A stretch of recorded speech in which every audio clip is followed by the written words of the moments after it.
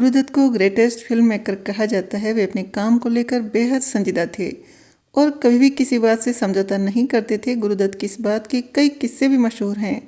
ऐसा ही एक किस्सा मोहम्मद रफ़ी और उनके बीच का भी है। अपने परफेक्शन के लिए मशहूर गुरुदत्त ने एक दफ़ा रफ़ी साहब के सामने एक शर्त रख दी थी। इसके बाद रफ़ी साहब मान भी गए थे कि उन्हें अपने काम पर इतना विश्वास क्यों था। कवि और गीतकार शकील बदायूनी हर गाने में एक अलग ही रस भर दिया करते थे। उन्होंने एक दफ़ा प्यार भरा नगमा एम सादिक की फिल्म के लिए लिखा था। जब गाना संगीतकार रवि के सामने पहुंचा तो उनके जहन में सबसे पहले मोहम्मद रफ़ी का नाम आया। वे जानते थे कि इस गाने के साथ रफ़ी ही न्याय कर सकते हैं। रफ़ी साहब को बताया गया और गाने की रिहर्सल के लिए दिन तय किया गया। रिहर्सल गुरुदत्त के घर होना था और तय दिन पर सभी समय पर पहुंच गए, लेकिन रफ़ी साहब नहीं पहुंचे। गुरुदत्त बेसब्री से इंतज़ार कर रहे थे और बार बार उनकी नज़र घड़ी पर जा रही थी।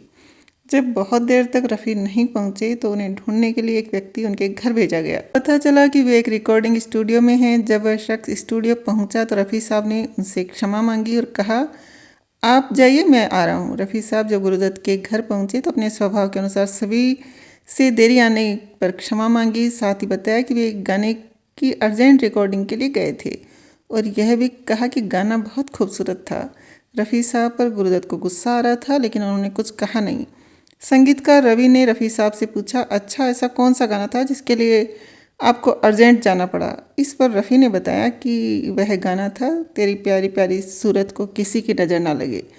उनकी इस बात पर गुरुदत्त ने दावा करते हुए कहा, हो सकता है आप बहुत अच्छा गाना गाकर आए हों, लेकिन आप जो गाना गाने वाले हैं वह शर्तिया बेहद ख़ास होने वाला है। रफ़ी साहब ने कहा, बिल्कुल। जब रफ़ी ने गाने की रिहर्सल की तो वे भी मान गए कि यह बेहद खूबसूरत और दिल छूने वाला गाना है। गाने की पंक्तियाँ थी, चौदहवीं का चांद हो तुम या आफताब हो, जो भी हो तुम खुदा की कसम लाजवाब हो। बता दें कि चौदहवीं का चांद फिल्म 1960 में रिलीज हुई थी और इसका स्क्रीन प्ले अबरार अलवी ने लिखा था।